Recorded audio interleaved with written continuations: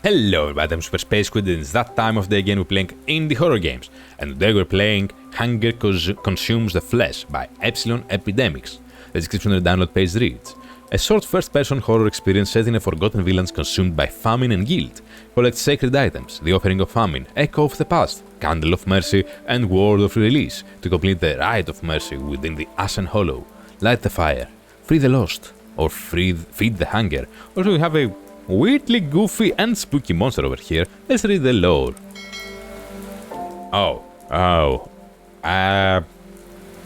Oh boy, I can't read all of that right now. Tsikininki. Translation: human-eating ghost.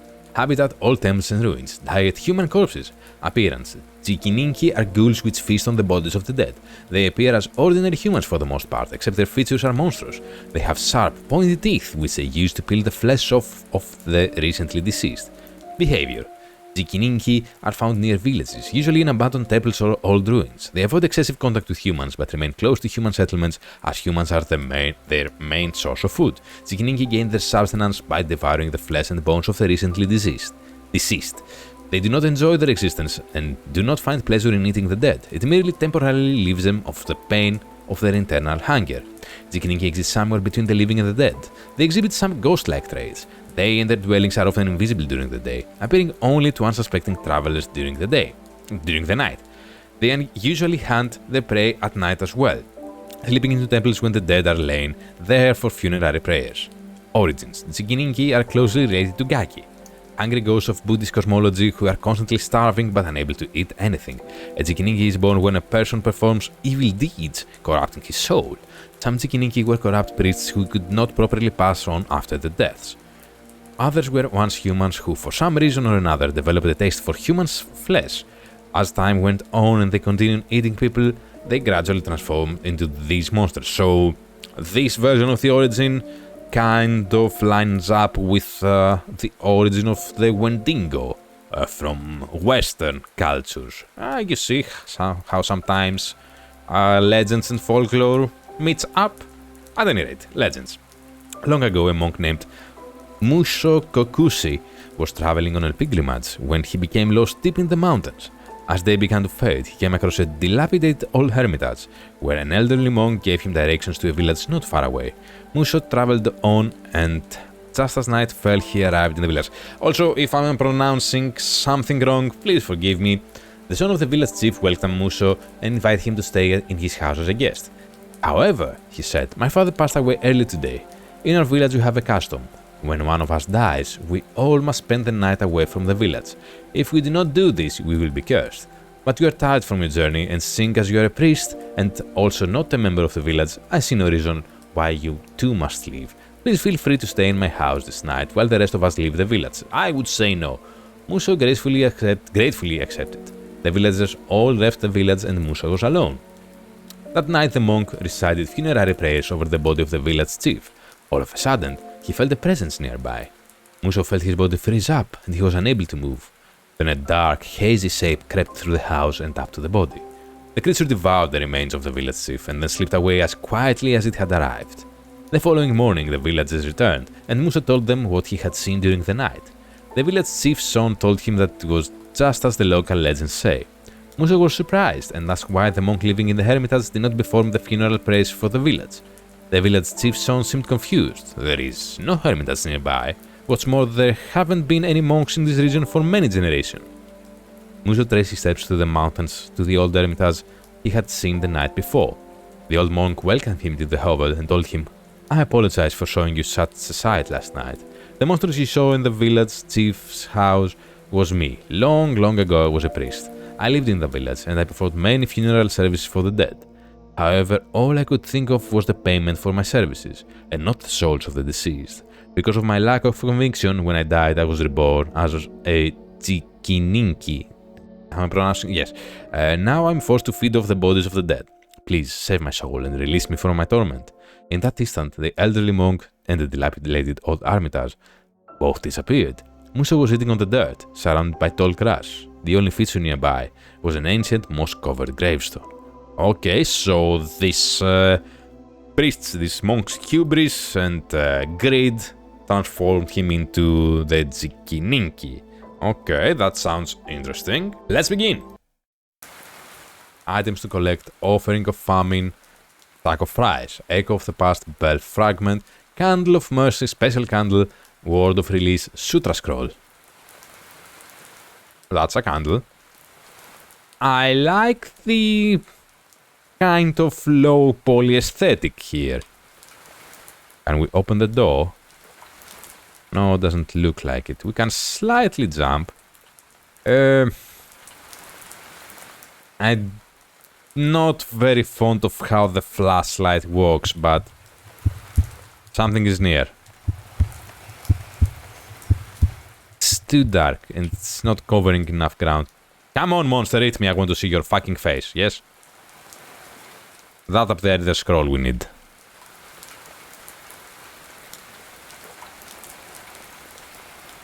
Yeah, maybe... I didn't notice. There it is. Let's see ya. I died. Oh, you don't show the monster. Oh, come on. I could have gone for a jump scare. Let me check out something first, yes? Okay, there is nothing in the menu. Options or otherwise. Maybe fix that. I would love to up the light a bit. Okay, let's go. We can sprint. I don't know for how long. And yeah, consider adding that jump scare screen with a creature. Even if it's a still, doesn't need to be animated. I see something there. The frame rate is dropping something nasty here. Buddha, protect me. Oh. This must be where we must come to finish the ritual, yes? I'm guessing we will place the items on these here altars. I can kinda see the monster over there, and he seems to be heading that way, so let's go grab... No, he's not. He's heading my way. Is there more than... No. I don't care if there's more than one monster. There is one... Oh no, it's definitely more than one monster. I do care suddenly.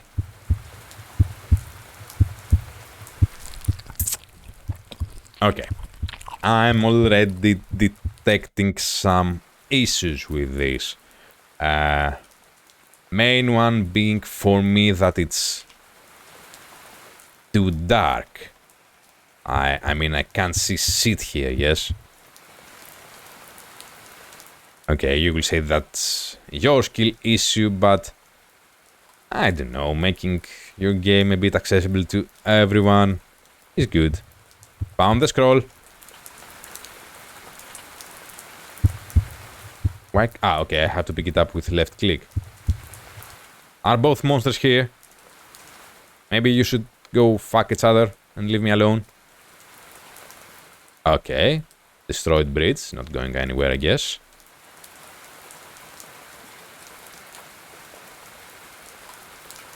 And we have the special candles. Cool. So now we know that two items are close by together.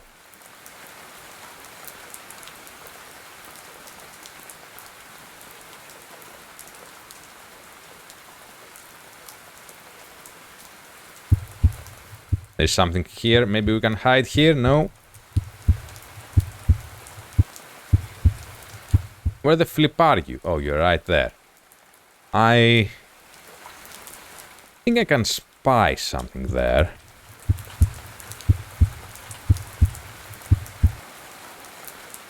I see two monsters. But my main interest right now is right over there.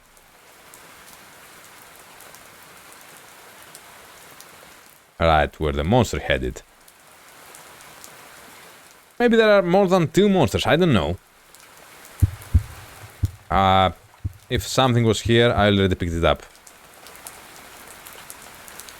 Collisions with the environment are not the best, I have to say. Your game does need some optimization because... yeah, the frame rate is dropping. Shouldn't there be something here? Oh, you noticed me.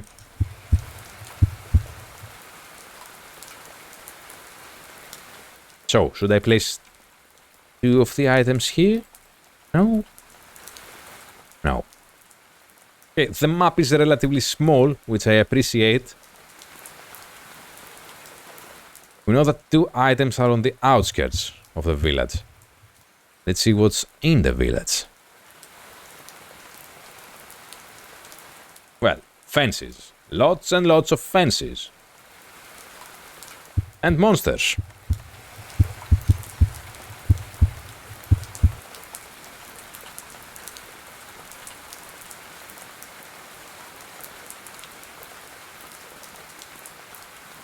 I think we circled back to the starting area.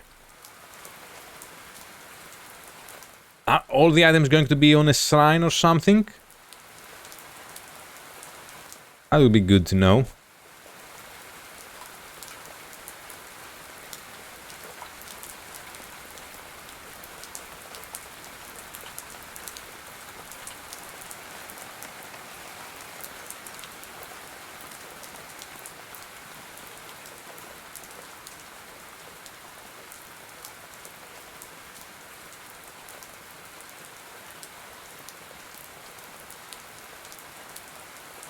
Sorry for the long silence, but I'm trying to make sense of where the items could be. No. Now we're at the starting position. Cool.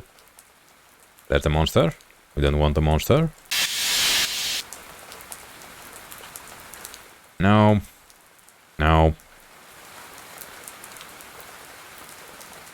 I'm confused because 2 of the items were at the shrines. Yes. I'm guessing there should be one more here, but I can't find it. Maybe we can light the fires. That would be a nice touch. It will help us see a bit better.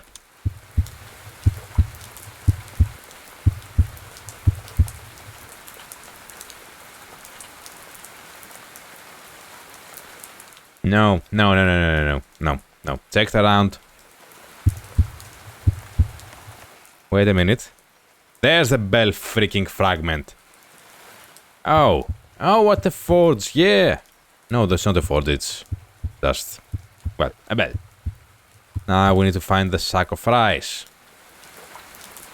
And as I said, the most logical place should be inside the village. So we need to be on the lookout for something that looks like a sack of rice. Also add the pause mechanic to the game. It will help. It will help.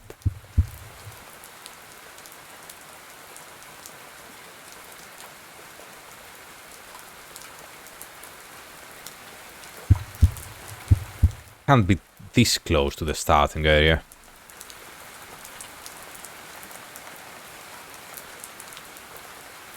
Can it? Be somewhere around here. Looks more logical. There's an anvil there. It's the thing that seems most out of place. And an axe. Maybe behind here.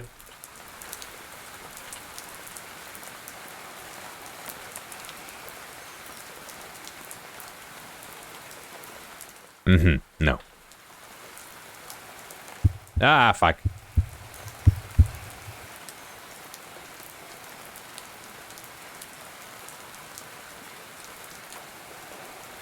I guess knowing a bit on how these villages are laid out would help me. I don't know. Maybe there is some granary, some building where they keep their rice.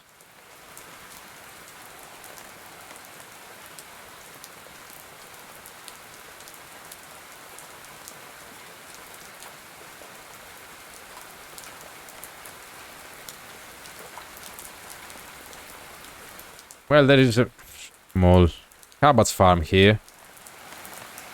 Maybe you have some rice?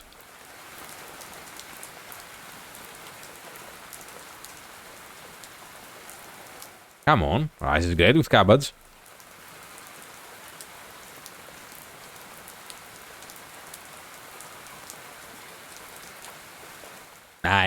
can't seem to find it. But like last time, as I was about to give up, maybe my eyes will adjust and I'll see it. Never noticed this house. Or have I? Don't know, can't remember. Played this game longer than I should have. But I want to finish it. Ooh, another cabbage patch. Is that copyrighted? I don't know. That's mushrooms, not rice. Ooh, and... Ooh, there it is! Okay. Okay, I found all the items. I feel somewhat better.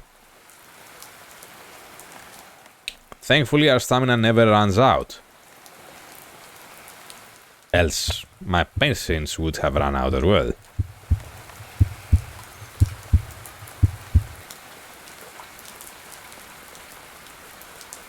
Where's the main shrine? It'll be somewhere there.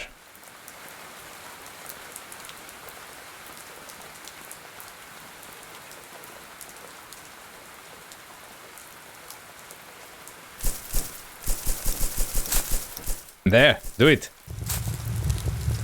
Burn them. Oh, ritual complete. It's a brand new day. Escape to live.